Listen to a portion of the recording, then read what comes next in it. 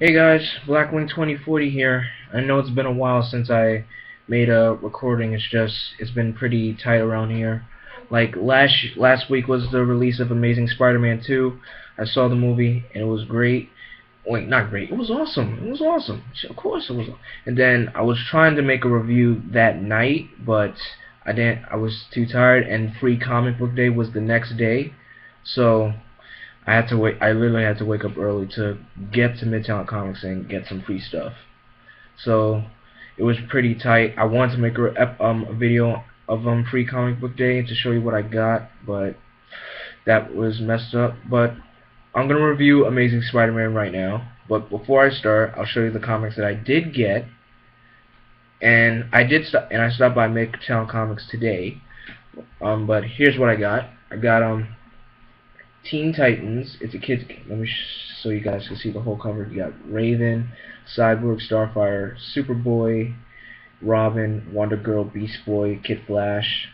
I got this on Free Comic Book Day, but it wasn't free. I got I got this today. Teen Titans: The Future Is Now. I think this is like a futuristic version of the Titans, and you can see a glare of the computer on the comic book. Oh my god.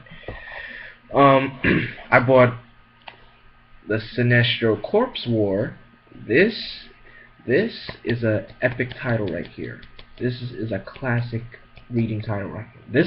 I really want to read this title. I mean, I read Blackest Night before this, but I know this is a really great title. And lastly, I got Superman Batman from you guys remember the movie Superman Batman Public Enemies? This is the storyline it's based on. So those are the comics I bought on Free Comic Book Day. I got Futures End, the new 52 storyline. I got IDW Transformers vs. G.I. Joe. I got what else did I get? It's blowing my mind, folks. It's literally been a week. But let's get on to the review. I mean, okay, Amazing Spider-Man 2, most epic movie I have ever seen. The swing looked totally new, way better than the first one. I kid you not, it is great. I mean, awesome. It was awesome, incredible. But like yeah. So let's start out with the plot. It takes a flashback scene back to where Peter Parker's father, Richard Parker, is making a video message of what Oscorp is about to do, which is totally dangerous. So he tries to delete everything that Oscorp is doing, but they find out what he's trying to do. So he takes his son, of course, he takes Peter, gives him to Uncle Ben and Aunt May. His parents, they die in a plane crash by the pilot who was trying to kill them. So, and then it reverts back to present day where Peter is now Spider-Man swinging through the city, and it's graduation day, and during the graduation he's fighting off Rhino, not in his suit, but in his human form, driving a truck with, I think it's plutonium in the back of an Oscorp truck. So he's able to stop Rhino, and he's able to get to the graduation on time. And right there, he kisses Gwen right in front of Aunt May. The whole school is watching, so the whole crowd went nuts for that kiss. And you see Stan Lee as a cameo during the graduation. So it's good to see Stan Lee on the screen. So after that, they try to celebrate, but Peter remembers he made a promise to Gwen's father that to leave her out of the hero business, and if he would never live with himself if anything happened to her. So he feels that it's not necessary to be with her. So while during his break from Gwen, he continues to watch over a little bit, but continuing his hero work. And as he progresses, he gets burned, he gets sick, he gets what else? He gets hit a lot heavily. And during that time period, Max Dillon, who works for Oscorp, is basically he's like literally a nobody. Like no one cares for him. So one night he has to work overtime. He tries to fix a leak in one of the generators, as he and it's his birthdays. Who wants to be working overtime on their birthday? I mean, come on. So he tries to fix the leak. He fixes it, and then he slips and falls into a tank of electrical eels. Yeah, they like the eels just stinging him. Just the sight of that, and then the tank explodes, and the eels are just gone. And I think you see Max all covered with electric eel guts all over him. That was not a pretty sight. So after that, Peter goes to visit Gwen again. He feels that they should just remain friends. And after that, so after they talk, Max heads into Times Square and tries to. He is now his whole body is like a living electrical generator. So he needs electricity to survive.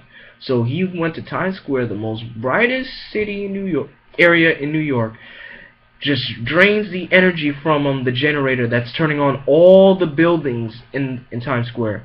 So Spider-Man is able to get there in time and try to calm him down, and Max is just happy that the world is able to see him, cause Max, no one knew him, so he just wanted to be known. Cause when Spider-Man rescued him from that runaway truck that Rhino was driving, Spider-Man told him, he says, you're my eyes and ears, okay? You're my eyes and ears. So Spider-Man tries to calm him down, and he told the police not to lay try not to lay a finger on him. And turns out a sniper just automatically shoots him, and he said, "You lied to me," and he loses control of himself and begins an all-out fight. And as the fight progresses, he sees that the camera is changing on Spider-Man and gets real pissed off. And dude literally tore Times Square apart.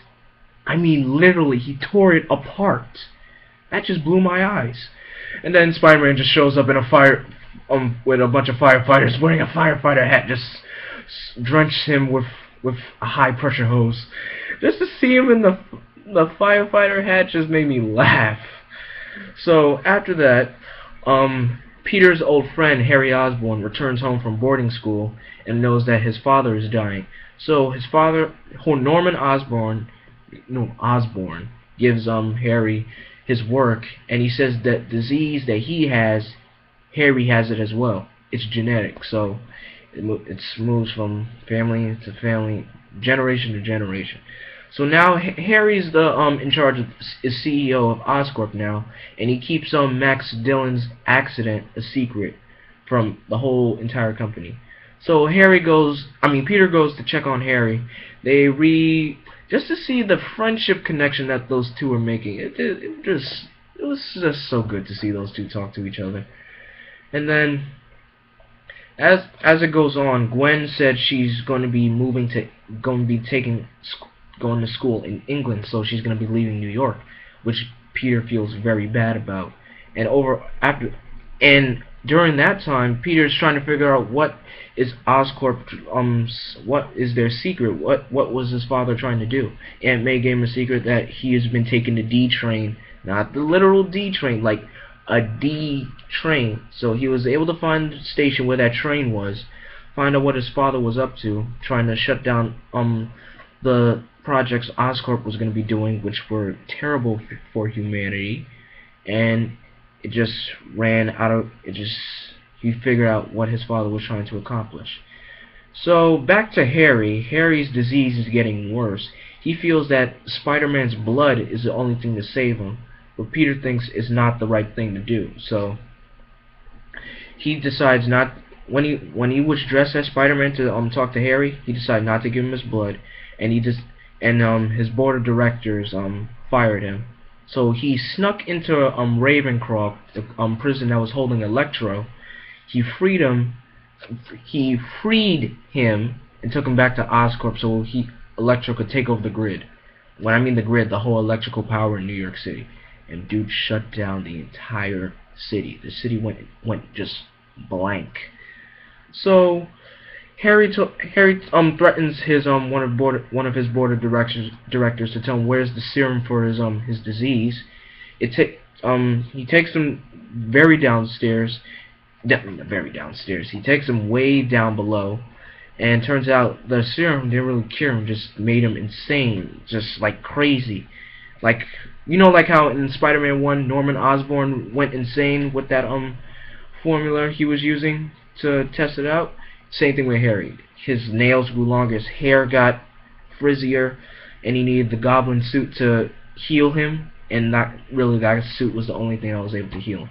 So Peter like literally scribbles "I love you" on the Brooklyn Bridge in web form. Gwen was able to see it, and she thanked him. And then Electro takes over. So Spider-Man tries to stop him, and that fight between Spider-Man and Electro was epic.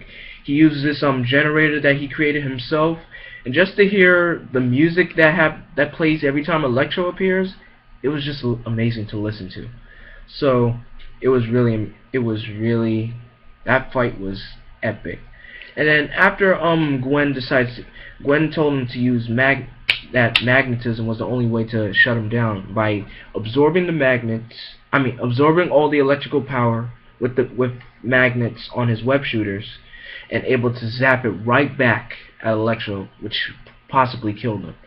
So after that victory, Harry shows up in his goblin form, kidnaps Gwen, and takes her through the clock tower. Now, folks, this is where the spoiler part comes in. I forgot to say this is a spoiler video. So if you guys don't want to hear this happen, I suggest you don't watch this video. Alright, so during the fight, Gwen is literally like in the clock tower, like ready to fall. So Peter just webs her so many times so she won't fall. And then once this one part, Harry has Peter like strangling Peter while a cogwheel is where the web is, and then he's trying to prevent the web from breaking. And turns out the web breaks, Gwen falls, and he knocks Harry out as quickly as possible and tries to rescue Gwen as fast as he can. Like when he webs, you can see like a hand trying to grab her, but as soon as he webbed her, she fell to the ground too hard, and her life it was over. And she was wearing the clothes from the comics she died in. So he broke a promise to her father, and after that, Gwen's family had a funeral. It was just Gwen's mother and her two brothers. Peter and Aunt May were there, and Peter like literally spent his as the seasons went by, you see him at her tombstone as the seasons progress, and he feels like there's no need for him to continue as Spider-Man. But as crime rates go up, people saying Spider-Man needs to come back. And Harry has been taken to Ravencroft, and his disease, like, he's not cured, but it comes and goes. And the shadowy guy from Amazing Spider-Man 1 that was talking to Connors at the end of the movie, he returned and he said, what should we do? Harry says, I want a small group. And he said, everything you need is at Oscorp. So the shadowy guy goes to Oscorp. You see the Doc Ock arms, the Vulture wings, and the Rhino suit. Now, Rhino escapes from prison, and you see him terrorizing New York in the mechanized suit. And I think the suit was inspired by the Ultimate Spider-Man from the comics. So I think that's where they got the idea from, which was cool. And so you have this kid dressed up as a Spider-Man wannabe tries to go in and try to take on Rhino. And then Peter shows up right behind him, and he says, take good care of your mom, and thanks for doing the job for me. So as before the fights begin, he grabs a sewer cap, blocks a bunch of missiles, and then once he makes a final swing and tries to slash the sewer cap on him, and then the movie finishes. I mean, I was expecting a battle begin against those two, but the movie finished. But overall, this movie was incredible. The swinging effects were totally better than the first one. Jamie Foxx played an excellent Electro. It was amazing. He nailed that part hard. And here's another thing. During the credits, a song's gonna be played by Alicia Keys. If you guys have the Shazam app, Shazam the song, and then something's gonna come up. There's gonna be a video that shows you pictures of the Sinister Six's equipment. So that's a little tip for you guys after you watch the movie. And I think that, yeah, that's it. That's pretty much it, guys. So what do you guys think of The Amazing Spider-Man? I give the movie a 5 out of 5. I literally give the movie a 5 out of 5. What do you guys think about it? Was it good? Was it bad? Was it what you expected? Was your mind blown? Leave a comment in the comment section. Don't forget to like and subscribe. Until then, I am vengeance, I am darkness, I am Blackwing. Stay golden.